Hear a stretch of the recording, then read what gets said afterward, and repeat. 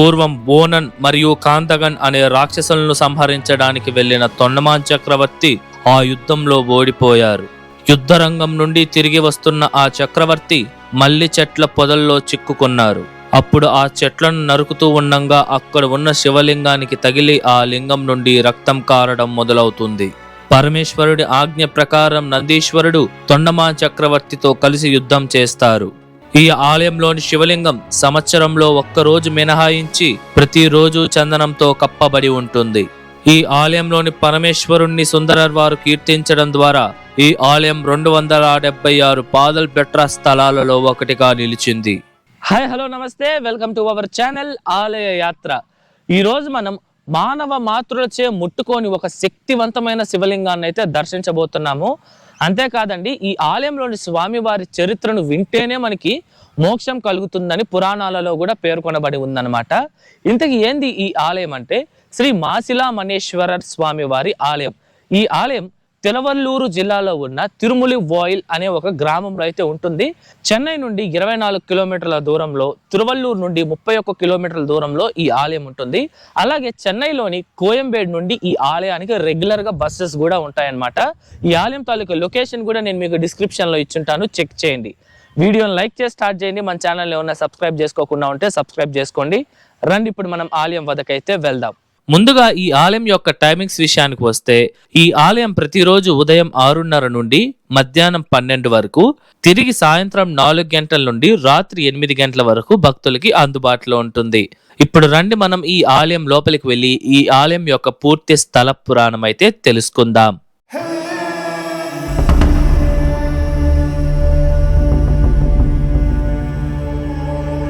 పూర్వం ఈ తిరుములై వాయిల్ అనే ఈ ప్రదేశం అడవి ప్రాంతంగా ఉండేది. అప్పుడు ఈ అడవిని కురుంబన్ అనే తెగకు చెందిన ఓనన్ మరియు కాందగన్ అనే 2 రాక్షసులు ఆక్రమించారు. ఈ రాక్షసులు సామాన్య ప్రజలను భయపెడుతూ ఎన్నో ఇబ్బందులకు వారిని గురి చేశారు. ఈ రాక్షసుల ధైర్యం ఏమిటంటే, ఒకానొక సమయంలో కాంచీపురంలో ఈ రాక్షసులు శివలింగాన్ని ప్రతిష్ఠించి పూజలు చేసి పరమేశ్వరుడికి కఠోరమైన తపస్సును చేశారు. వారి తపస్సుకు మెచ్చిన పరమేశ్వరుడు వారి కోరికలను తీర్చి భైరవ స్వామి వారిని తోడుగా పంపించారు. ఈ సంఘటన కాంచీపురంలోని ఓనగాంతీశ్వర స్వామి వారి ఆలయం వద్దే జరిగింది. ఈ ఆలయం కూడా 276 పాదల్ పెట్ర స్థలాలలో ఒకటి. ఆ వీడియో కూడా మన ఛానల్లో ఉంది, లింక్ డిస్క్రిప్షన్ లో ఉంది, చెక్ చేయండి. ఇలా ఈ రాక్షసులు భైరవుడు ఉండగా మనల్ని ఎవ్వరూ ఏమీ చేయలేరు అని గర్వంతో ఎన్నో అక్రమాలు చేస్తూ ఉంటారు. అప్పుడే ఈ ప్రాంతాన్ని పరిపాలిస్తున్న తొండమాన్ చక్రవర్తి వీళ్లను ఎలాగైనా సంహరించాలి అని ఏనుగులను, రథాలను మరియు తన సైన్యాన్ని తీసుకొని ఆ రాక్షసులపై యుద్ధానికి వెళుతారు. అప్పుడు ఆ రాక్షసులను భైరవుడు తొండమాన్ చక్రవర్తి నుండి రక్షించడంతో ఆ చక్రవర్తి యుద్ధంలో ఓడిపోయారు. అలా ఆ యుద్ధరంగం నుండి తిరిగి వస్తూ ఉండగా ఆ చక్రవర్తి కూర్చున్న ఏనుగు కాళ్ళు మల్లె చెట్ల పొదల్లో చిక్కుకుపోయింది. ఆ చెట్లను రాజు తన కత్తితో నరుకుతూ ఉండంగా ఆ ప్రదేశం నుండి రక్తం రావడం చూసి ఎంతగానో ఆశ్చర్యపోయాడు. అప్పుడు ఆ రాజు తన సైన్యంతో కలిసి ఈ మల్లె చెట్ల పొదలను తొలగించగా స్వయంభుగా వెలిసి ఉన్న శివలింగంపై విపరీతంగా రక్తం కారుతూ ఉంటుంది.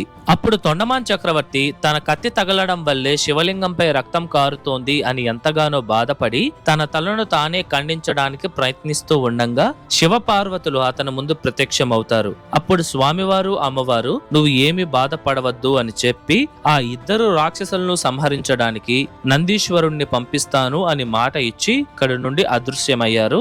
అప్పుడు మళ్ళీ ఆ తొండమాన్ చక్రవర్తి రాక్షసులపై యుద్ధానికి వెళ్లి నందీశ్వరుడి సహాయంతో వాళ్ళను సంహరించారు. మరియు తొండమాన్ చక్రవర్తి ఈ ప్రదేశంలో ఈ ఆలయాన్ని కూడా నిర్మించారు. సాధారణంగా నందీశ్వరుడి విగ్రహం స్వామివారికి నేరుగా ఉంటుంది, కానీ ఈ ఆలయంలో స్వామివారికి వ్యతిరేక దిశలో భక్తులకి దర్శనమిస్తారు. దీనికి కారణం పరమేశ్వరుడు నందిని ఆ రాక్షసుల నుండి ప్రజలను మరియు రాజును రక్షించమని ఆదేశించడం ద్వారా నంది ఆ రాక్షసులు మరియు వాళ్ళ తెగ అయిన కురుంబన్ వైపు చూస్తూ ఉంటారు. అలాగే వశిష్ఠ మహర్షి ఈ ప్రదేశంలో తపస్సు చేసి తన తపస్సుకు ప్రతిఫలంగా దివ్యమైన ఆవు అయిన కామధేనువుని పొందారని నమ్ముతారు. అలాగే ఈ ఆలయంలోని స్వామివారిని శ్రీ మహావిష్ణువు, బ్రహ్మదేవుడు, సుబ్రహ్మణ్య స్వామి, భృగు మహర్షి మరియు 27 నక్షత్రాలు స్వామివారిని పూజించాయని కొన్ని పురాణాలలో పేర్కొనబడి ఉంది. ఇప్పుడు మనం స్వామివారిని దర్శించుకుందాం రండి. ఈ ఆలయంలో స్వామివారు స్వయంభుగా వెలిశారు. స్వామివారిని మాసిలామణీశ్వరర్ అని పిలుస్తారు. ఈ పదానికి అర్థం వచ్చి తమిళంలో మాసు అంటే మరకలు అని, ఇలా అంటే లేకుండా, మణి అంటే రత్నం మరియు ఈశ్వరర్ అంటే పరమేశ్వరుడు అని అర్థం. పూర్తిగా చెప్పాలంటే రత్నంలా ఎటువంటి మరకలు లేని ప్రభువు అని అర్థం వస్తుంది.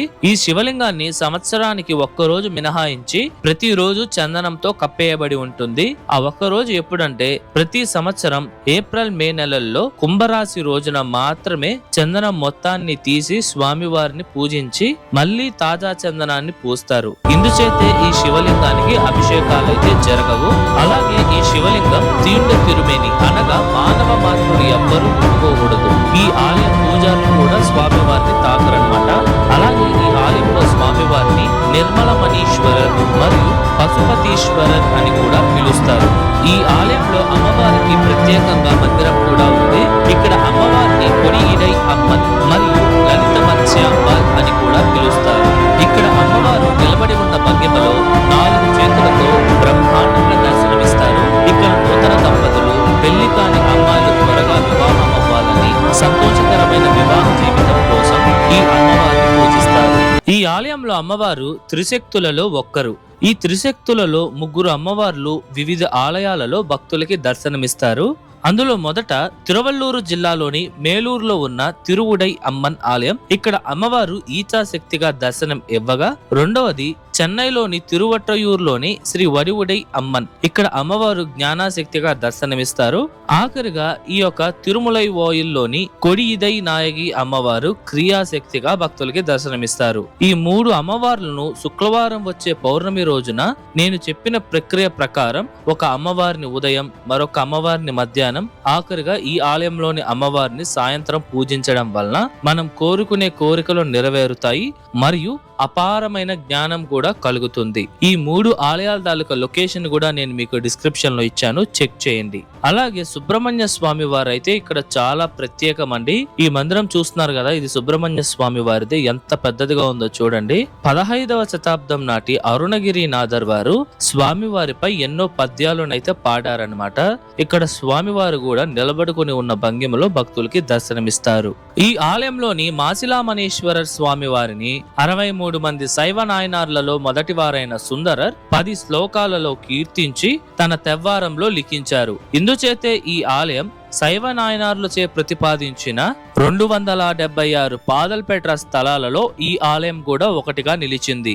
ఇదివరకే మన ఛానల్లో దాదాపు 18 పాదల్పెట్ర శివాలయాలను అయితే దర్శించాము. ఆ వీడియోస్ ఎవరన్నా చూడకపోయింటే మన ఛానల్ ప్లేలిస్ట్ లో 276 పాదల్పెట్ర స్థలం అనే ఒక సిరీస్ ఉంటుంది, అందులో చెక్ చేయండి. ఈ ఆలయాలన్నీ చాలా శక్తివంతమైనవి మరియు పురాతనమైనవి కూడా. పూర్వం శివపురాణంలో మోక్షాన్ని పొందేందుకు ఉన్న 5 మార్గాల గురించి పేర్కొన్నారు. అందులో మొదటిది తిరువారూరులో జన్మించడం ద్వారా మోక్షం పొందవచ్చు.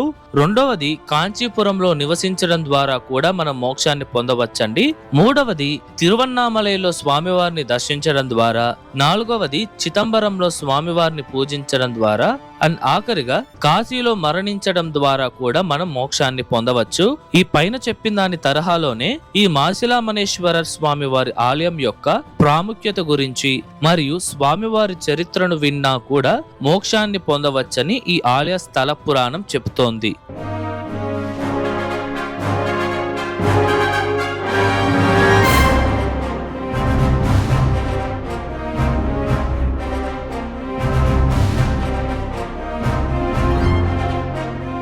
ఇప్పుడు మనం ఈ ఆలయం యొక్క పూర్తి నిర్మాణ చరిత్రను తెలుసుకుందాం.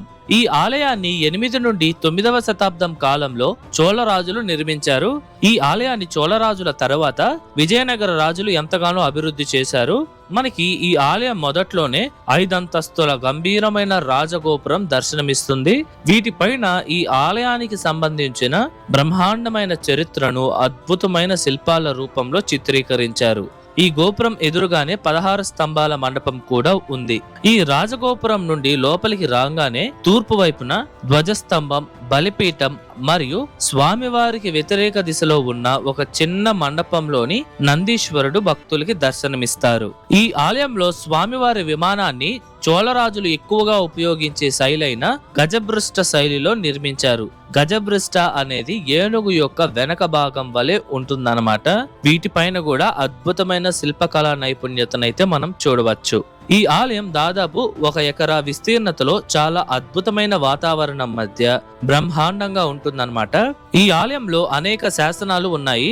అందులో 970 నుండి 985 సంవత్సరంలో పరిపాలించిన ఉత్తమ చోళ తల్లి సెంబియన్ మాదేవి ఈ ఆలయానికి భూములను బహుమతిగా ఇచ్చినట్టు, అలాగే 949లో జరిగిన తకోలం యుద్ధంలో రాష్ట్రకూట రాజులచే ఓడిపోయిన ప్రాంతాలను తిరిగి స్వాధీనం చేసుకున్నట్లు ఈ శాసనాలలో పేర్కొన్నారు.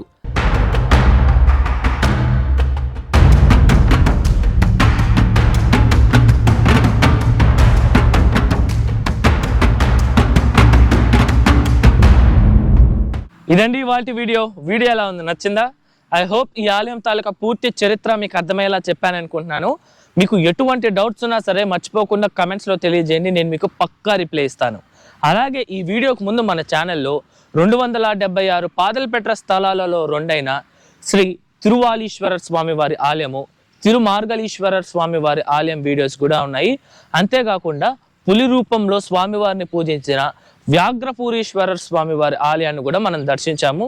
ఈ వీడియోస్ తాలూకు లింక్స్ నేను మీకు డిస్క్రిప్షన్లో ఇచ్చుంటాను, చెక్ చేయండి. అలాగే వన్స్ మన ఛానల్ని చెక్ చేయండి, అనేక ఆలయాలను అయితే మీరు అక్కడ చూడవచ్చు. ఓకేనా? ఈ వీడియో ఎలా ఉంది, నచ్చిందా? నచ్చితే లైక్ చేయండి, మీ ఫ్రెండ్స్ అండ్ ఫ్యామిలీస్కి అయితే షేర్ చేయండి మర్చిపోకుండా. అండ్ దయచేసి మన ఛానల్ని సబ్స్క్రైబ్ చేసుకోండి. మరొక అద్భుతమైన ఆలయం వీడియోతో మీ ముందరకు వస్తా. అంతవరకు మీ శివవరప్రసాద్ సైనింగ్ ఆఫ్.